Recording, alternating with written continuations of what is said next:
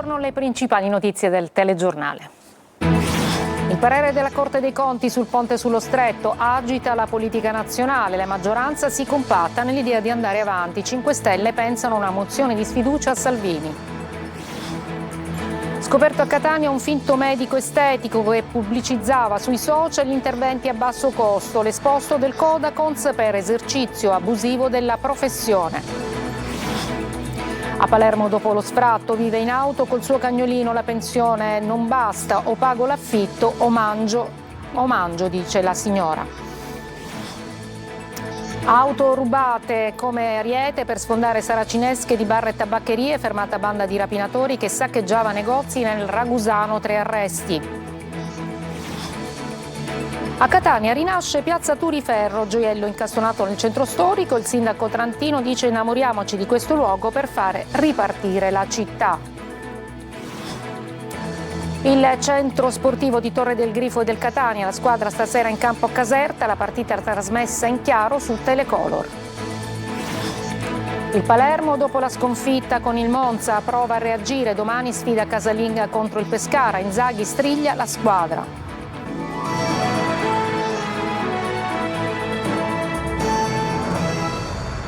Buongiorno, benvenute e benvenuti. E dunque il parere della Corte dei Conti sul ponte sullo Stretto agita la politica nazionale. La maggioranza si compatta nell'idea di andare avanti e invece i 5 Stelle sarebbero pronti ad una mozione di sfiducia a Salvini.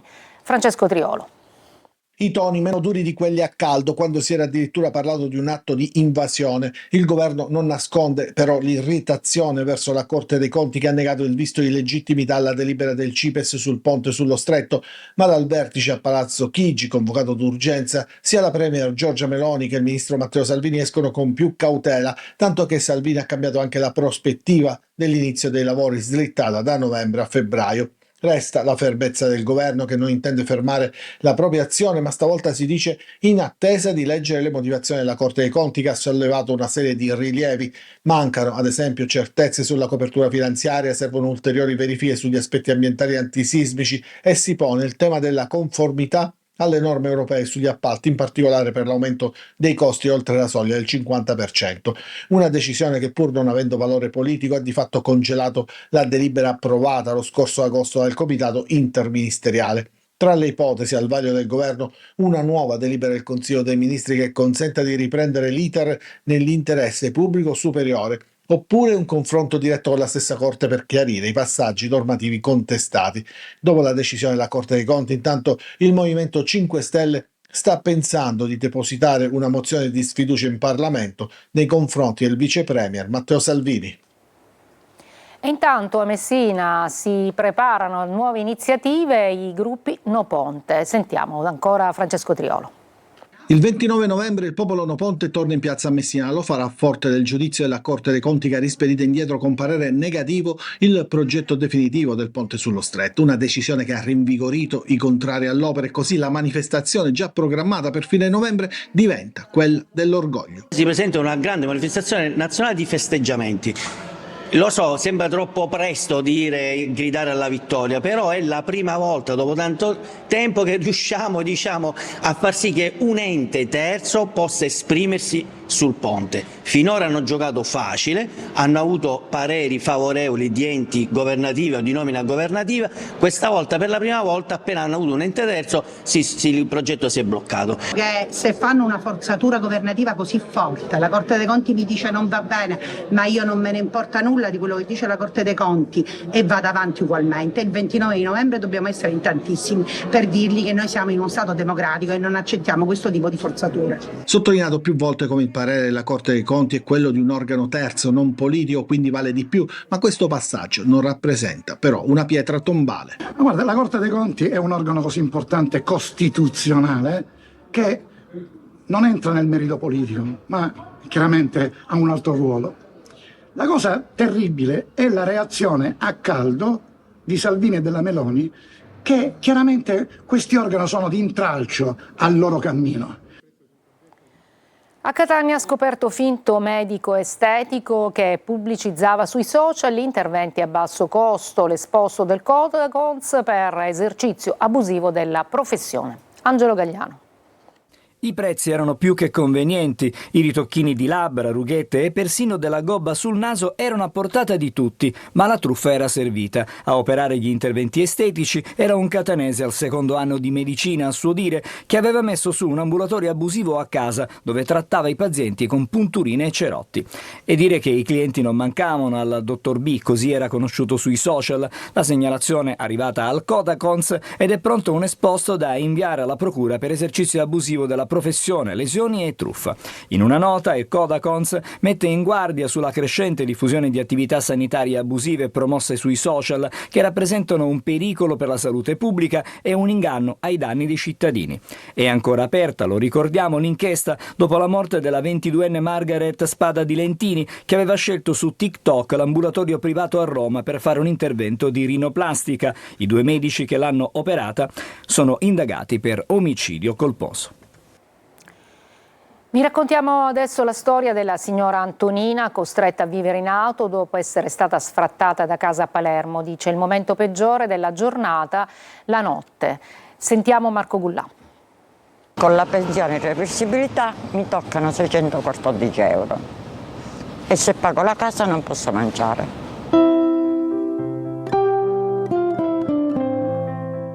Lei si chiama Antonina, ha 63 anni e da circa 2 mesi vive nella sua auto a Palermo. Non può pagare casa, è stata sfrattata e al momento non ci sono alternative perché per essere accolta in un istituto o una REMS dovrebbe rinunciare al suo amato cagnolino. Una che non c'è mai passata a vivere questa situazione da incubo.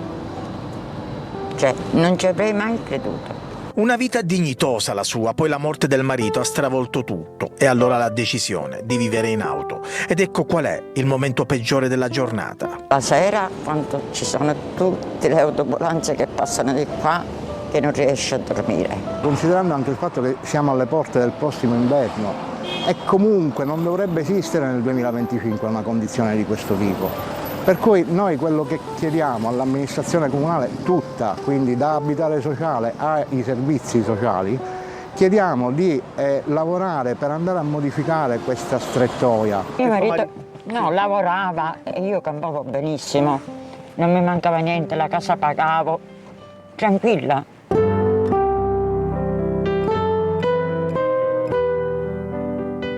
Oggi signora, un'altra giornata che inizia, come la passerà, come la trascorrerà? Non lo so, tra poco vado a comprare qualche panino perché devo pure mangiare, sia io che Molly, e poi non so. La Direzione Distrettuale Antimafia di Caltanissetta ha notificato l'avviso di chiusura delle indagini a 24 indagati per il traffico di stupefacenti scoperto con l'inchiesta The Wall. Secondo gli investigatori, il capo e promotore dell'organizzazione è un avvocato di Gela. Il gruppo poteva contare sull'appoggio della famiglia mafiosa dei Renzivillo e sulla disponibilità di armi. Blitz all'alba dei carabinieri per 3 responsabili di diversi furti con spaccata ai danni di bar e tabaccherie tra Modica e Ispica. Veronica Barbarino. Rubavano le auto in provincia di Siracusa e le usavano come ariete per sfondare porte e saracinesche di bar e tabaccherie tra Ispica e Modica. Una volta dentro, arraffavano tutto ciò che potevano in pochi minuti, dai registratori di cassa ai tagliandi di gratta e vinci. Colpi rapidi, ma con danni sproporzionati rispetto al valore della refurtiva. Poi la fuga verso le campagne di Rosolini. L'episodio più grave risale allo scorso gennaio, quando alle 4 del mattino i titolari di un bar di Ispica, svegliati dal rumore, erano intervenuti sul posto sorprendendo i ladri. Ne seguì una lite violenta, durante la quale i 2 proprietari rimasero contusi. Dopo mesi di indagini, coordinate dalla Procura della Repubblica di Ragusa e condotte dai carabinieri della compagnia di Modica e della stazione di Ispica, i 3 presunti responsabili sono stati identificati e all'alba di oggi sono stati bloccati dai militari, con il supporto della stazione di Rosolini e delle unità cinofile specializzate nella ricerca di armi arrivate da Catania. Il GIP ha disposto il carcere per 2 degli indagati e i domiciliari per il terzo. Sono accusati a vario titolo di tentata rapina, furto aggravato, tentato furto e ricettazione.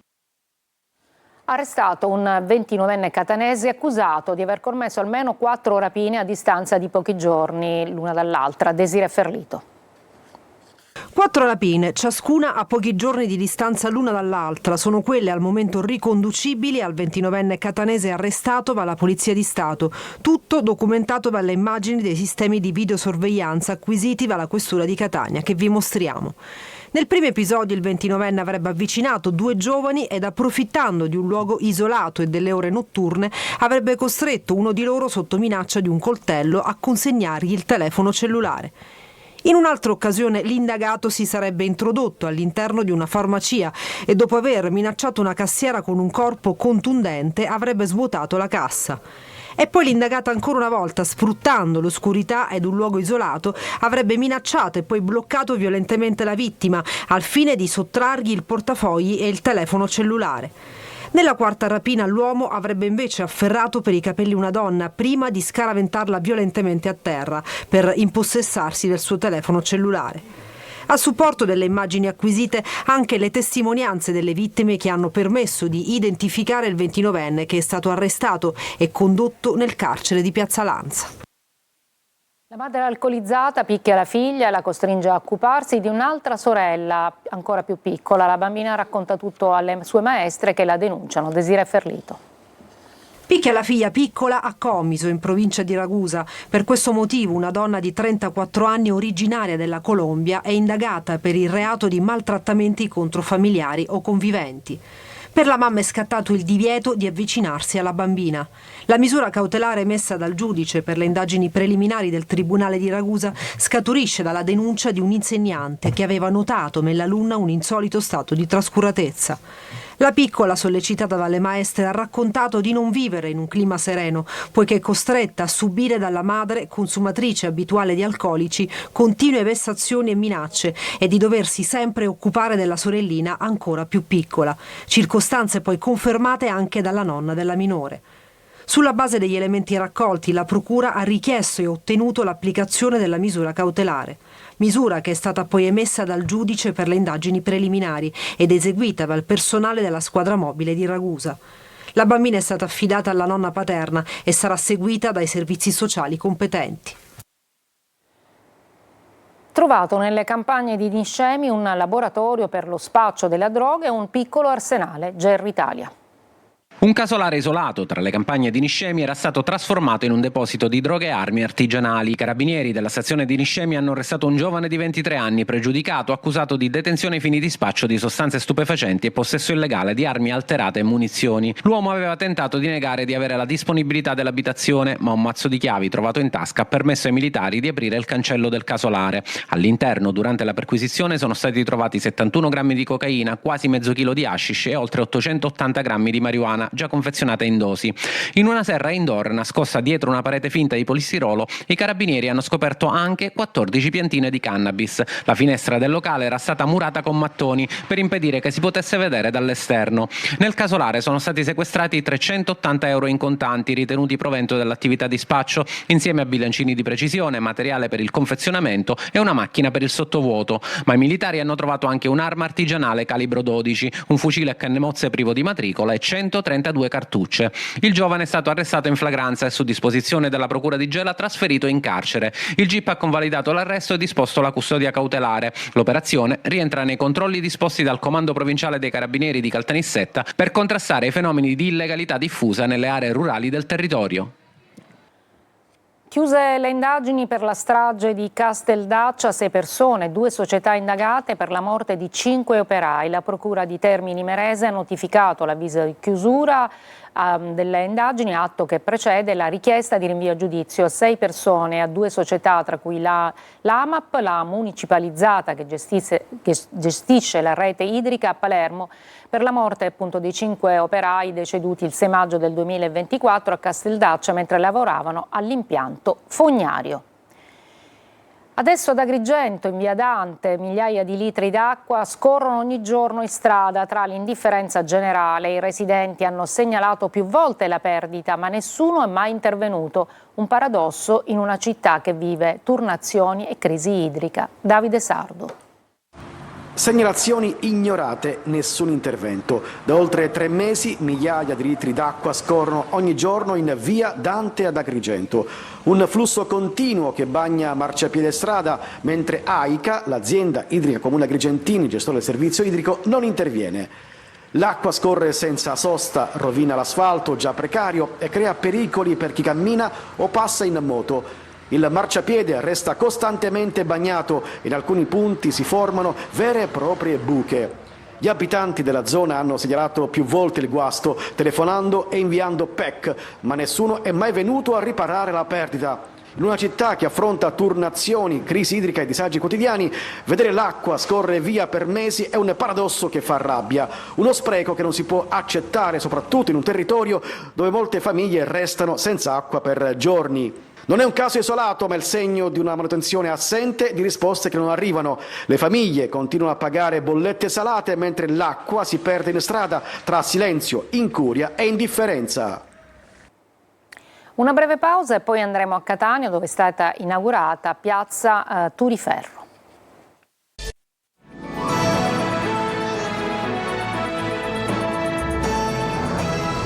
Dal cemento al verde rinasce piazza Turiferro a Catania, gioiello incastonato nel centro storico. Tonino De Mana. Il sindaco trantino che passa, sorridente sotto l'impianto di nebulizzazione. Tanto verde attorno, nuovi arredi ed un moderno impianto di illuminazione. Eccola, la rinnovata piazza Turiferro, storicamente conosciuta come piazza Spirito Santo. Da cemento ed asfalto di un'anonima area di parcheggio, peraltro scarsamente curata, ad un gioiello incastonato nel centro storico di Catania. Un motivo di vanto per il sindaco trantino. Pensiamo a cos'era questa piazza fino a un anno fa. Era culla di degrado, di insicurezza. Adesso guardiamola e cerchiamo di innamorarci tutti quanti, perché solamente attraverso un innamoramento noi concittadini possiamo esprimere il nostro desiderio di far ripartire la Catania. L'intervento, per un valore complessivo di 1,5 milioni di euro, originariamente previsto con fondi PNRR, successivamente garantito dal governo nazionale attraverso altre linee di finanziamento comunitario, ha rigenerato la piazza coniugando tradizione e modernità. Bella è bella, accogliente è accogliente, ma c'è un ma, ed arriva direttamente dalla gente. Speriamo che duri e che questo verde possa essere mantenuto e non trovare le bottiglie rotte come ogni mattina davanti ai negozi. La piazza è molto bella, effettivamente era da tempo che non si vedeva una cosa così meravigliosa, però speriamo che duri, perché io ho l'impressione che a giorni ne vedremo delle belle. Speriamo che i nostri intervistati vengano smentiti. Un progetto da oltre 100 milioni di euro che porterà a 380 nuovi posti di lavoro nel Ragusano. Sentiamo Veronica Barbarino.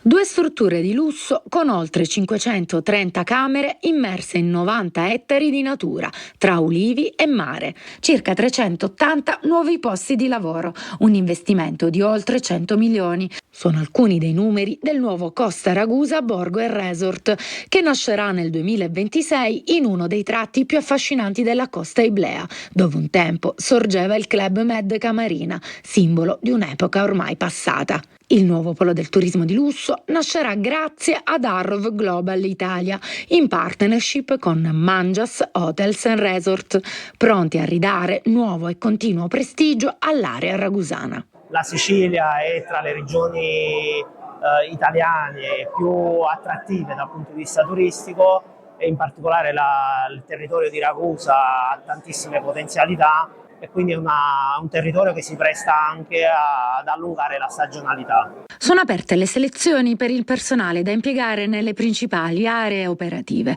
e a cui sarà dedicato un ampio programma di formazione professionale. Abbiamo iniziato le selezioni, il Recruitment Day sarà il 24-25 novembre, sul nostro sito si potranno vedere si potranno avere tutte le informazioni. Noi crediamo che si possa realizzare nel sud-est della Sicilia, intorno appunto a Ragusa, una nuova destinazione, un nuovo polo turistico che si aggiunge a quelli di Cefalù, Taormina e Sciacca. Un valore aggiunto quindi per l'economia del territorio ebleo, che promette occupazione e turismo di qualità. Breve pausa alla pagina del calcio con Catania e Palermo.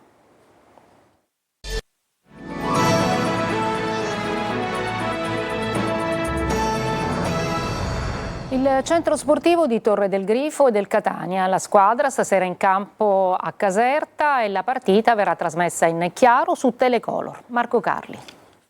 Torre del Grifo e del Catania. Dopo la comunicazione di aggiudicazione definitiva da parte della curatela, ci sarà la procedura di vendita effettiva del bene, con il Catania che entro 120 giorni dovrà presentare il saldo di 4.900.000 euro.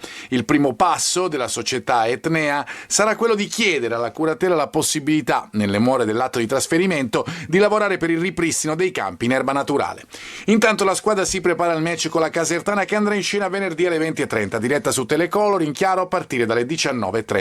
Toscano, come detto in conferenza, tante alternative, 2 per ruolo. Forse l'unica parte in cui mancano è sugli esterni, soprattutto dopo l'infortunio di Raimo, e la società avrebbe individuato proprio in quella zona del campo un intervento sul mercato a gennaio per dare alternative a Casasola e Donnarumma. Il mercato è lontano però. La Casertana, squadra valida che ha fatto un buon avvio di campionato, è invece vicinissima. Toscano, che confida molto sulle alternative già in rosa, dovrebbe però insistere sull'11 di partenza visto nelle ultime gare.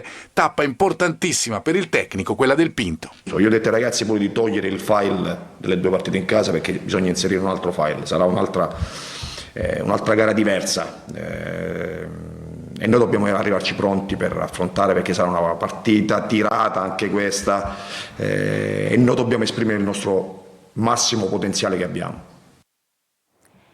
Il Palermo, dopo la sconfitta con il Monza, prova a reagire. Domani sfida casalinga contro il Pescara. Inzaghi striglia la squadra. Marco Gullà.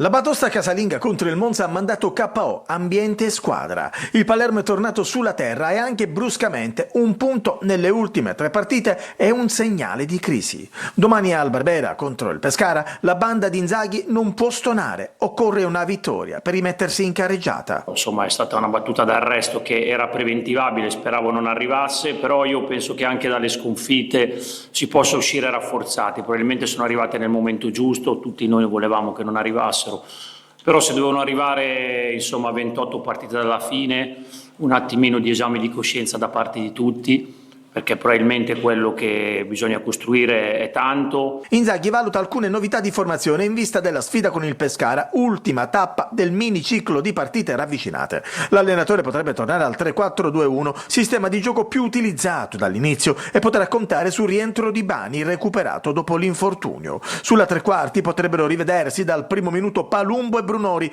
nessun turno di riposo invece per Poyampalo. Bisogna crescere tutti per alimentare il nostro sogno, per arrivarci pronti, per cui diamoci dentro, tiriamoci su le maniche, lavoriamo di più, io per primo, e torniamo a regalare quello che questa gente si merita. Domani fischio d'inizio alle 19:30, proprio nel giorno del 125° compleanno dei Rosanero. È tutto per questa edizione del mattino, la prossima alle 14. Grazie per l'ascolto e buona giornata.